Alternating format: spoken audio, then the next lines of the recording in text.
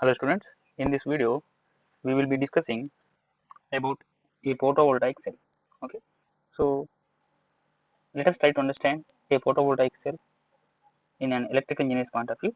Okay, so most of the devices like the diodes, BJTs, MOSFETs and IGBTs are black boxes.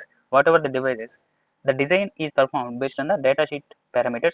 Likewise, we would like to study the photovoltaic cell from the terminal characteristics without going into the physics of the PN junction of the photovoltaic cell. We would like to study the terminal characteristics and develop a model of our PV cell, and we are going to find equivalent circuit of our photovoltaic cell. So this model we would later on like to use it for analysis and design of photovoltaic cell. Okay, so let me show you the parameters. Here the PV cell. The PV cell is made of a semiconductor material. Okay, here it is made of semiconductor material, just like all of our electronic devices. Okay, the PV cell has a P substrate as well as N substrate. The PV cell has two internals, they are anode as well as cathode. Here the PV cell converts solar power into electricity. You know this. So as you are aware of a PN junction diode, so the PV cell is also a basic PN junction diode, which is having a semiconductor material, P substrate, N substrate, and two terminals anode as well as cathode. But here the difference is the PV cell converts solar power into electrical energy. So now let us see how can we model a PV cell into our electric parameters. Okay, PV cell is a physical device. We are going to convert the physical device into our electrical parameters based on its VI characteristics. Okay, so most of the device IGBT, MOSFET, diode are modeled based on their datasheet parameters, but PV cell is modeled based on its characteristics, VI characteristics. Okay, so let us first proceed. So let us see the physical view of a PV cell. Here this is a physical view of a PV cell. Okay, here you can see the blue color substrate is N substrate. Okay, and here the gold color substrate is a P substrate. Okay, actually the gold color will be placed rear side of the material. So let me show you. Here this is rear side of our PV cell. This is a P substrate. Okay, this is a P substrate, and front side it has N substrate. So these two substrates will be connected using two terminals. Okay, these are anode and cathode. Okay, so this is cathode terminal, this is anode terminal. These two are available across our PV panel. Okay, so here this line,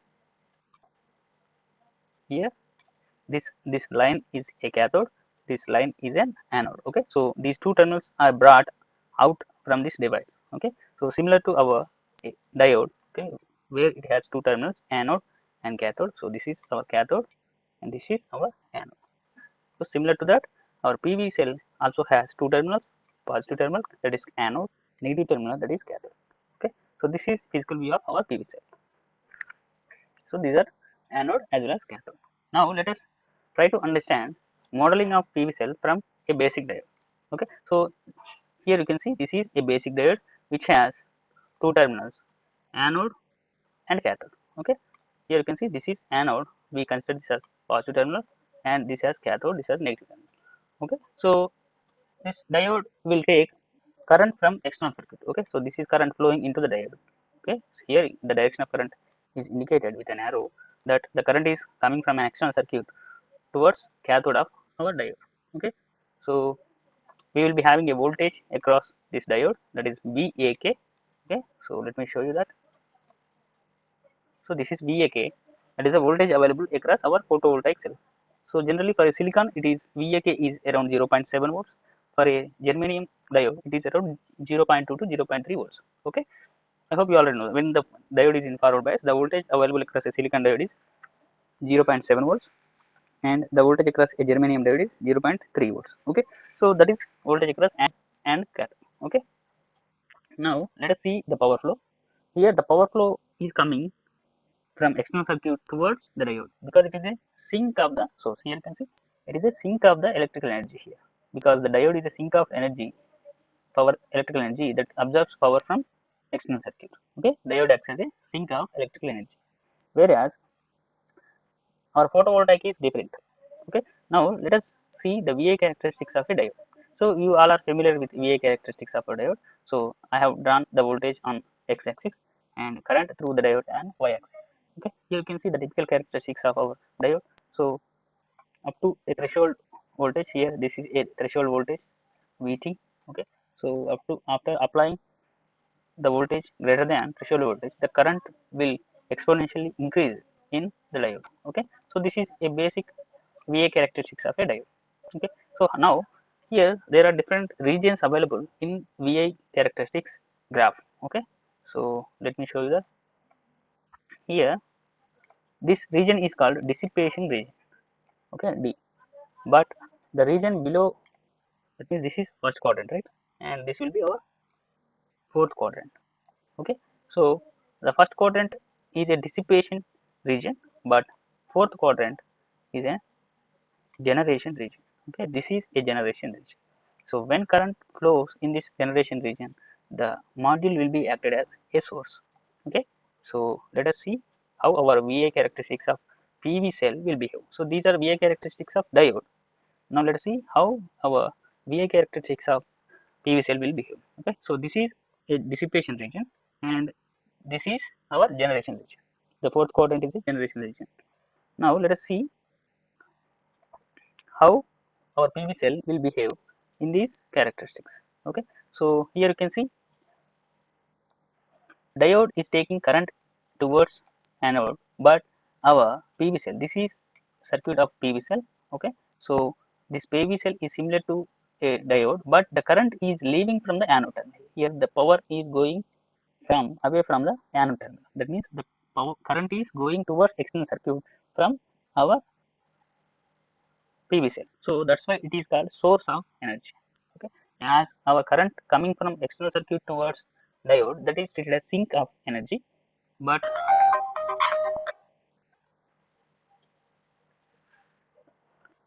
but our PV cell is delivering current to the external circuit. That's why it is treated as source of energy.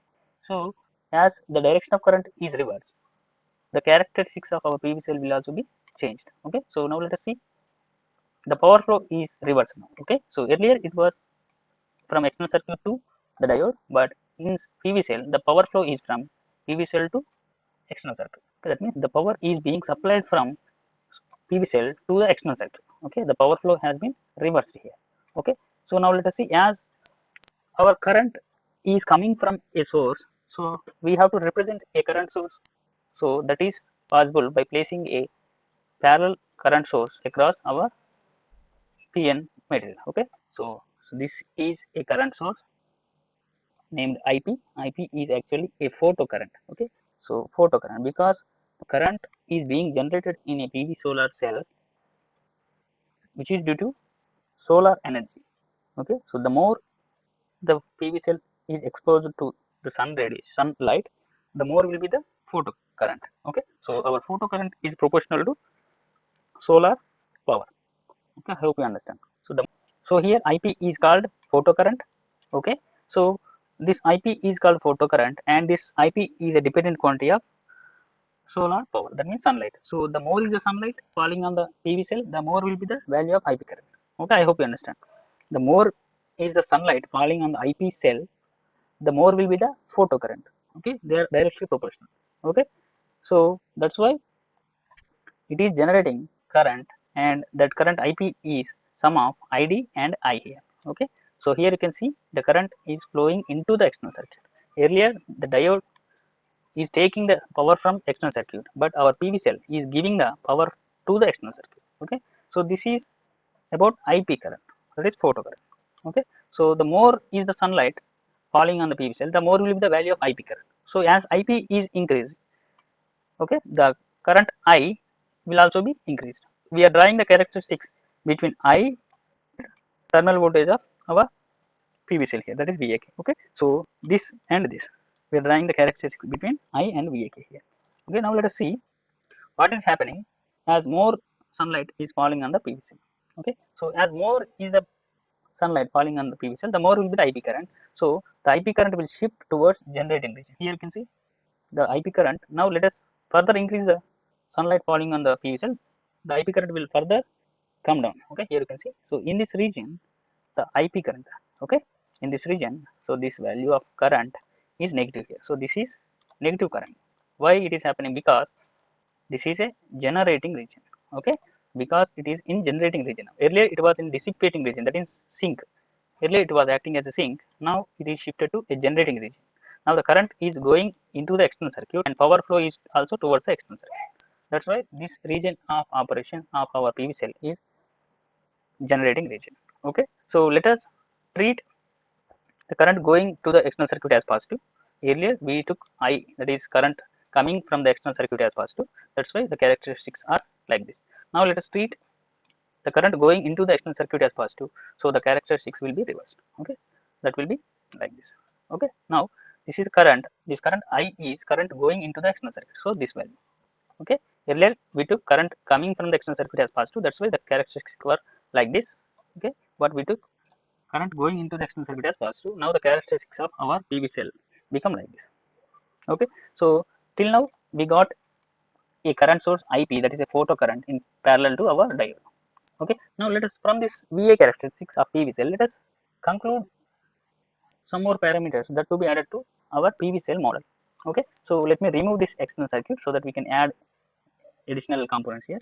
Okay, so I have removed the external circuit. Now here you can see there is a non-linearity in this current graph. Here this is a current slope. So up to some point it is constant. Okay, up to this region it is constant. Okay, so up to this region it is constant, but after that the current has reduced. Okay, there is a slope. Okay, earlier it was like this, but there is a slope between tangent of the curve and the actual curve. Okay, so that is slope. So when do a slope of current graph will occur? Okay, so that is when there is a parallel impedance. Okay, if there is a parallel impedance in the circuit, that will cause some non-linearity in the current graph. Okay, so this is our non-linearity. Okay, so this is non-linearity from this line. Okay, so this slope will add some shunt branch impedance. Okay, so this shunt branch impedance is due to non-linearity of the current slope. Okay, so let me show you that. Okay, so and this is up to this point the voltage is same. After that the voltage has been reduced. Okay, so this value of voltage is different, this value of voltage is different. Okay, so there is a voltage slope is also available in the VA characteristic of our PV cell. Okay, so let me show you both. So this is our slope of the current slope. So current slope is resembling a shunt impedance, and our voltage slope is resembling a series impedance. So when does there is a voltage drop? When there is a series impedance in the circuit. Okay, so this non-linearity in the voltage curve will be replaced with a series impedance. Okay, so I am going to show you. So this here, this RSH is due to current non-linearity, and this this RS is due to voltage linearity. So due to the slopes present in current as well as voltage, we are to add shunt impedance for current nonlinearity and series impedance for voltage nonlinearity. Okay, so this is about modeling our PV cell. Okay, so based on the characteristics of our PV cell, we have added a current source that is supplying a current. Okay, I, and we have added a shunt resistance due to the nonlinearity in the voltage slope, and we have added a series resistance due to the nonlinearity present in the current slope. Okay, so from VI characteristics we have obtained the equivalent circuit of our PV cell. Okay, let me conclude this.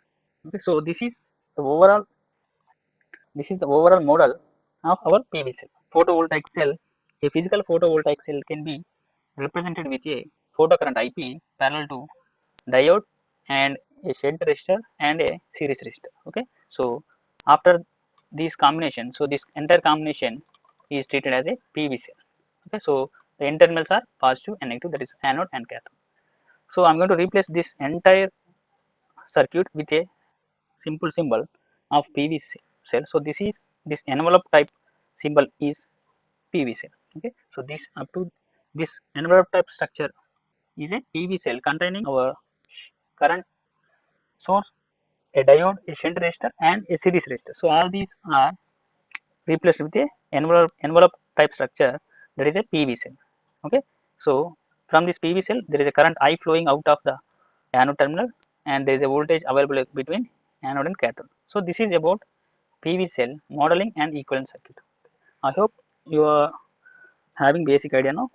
Okay, thank you.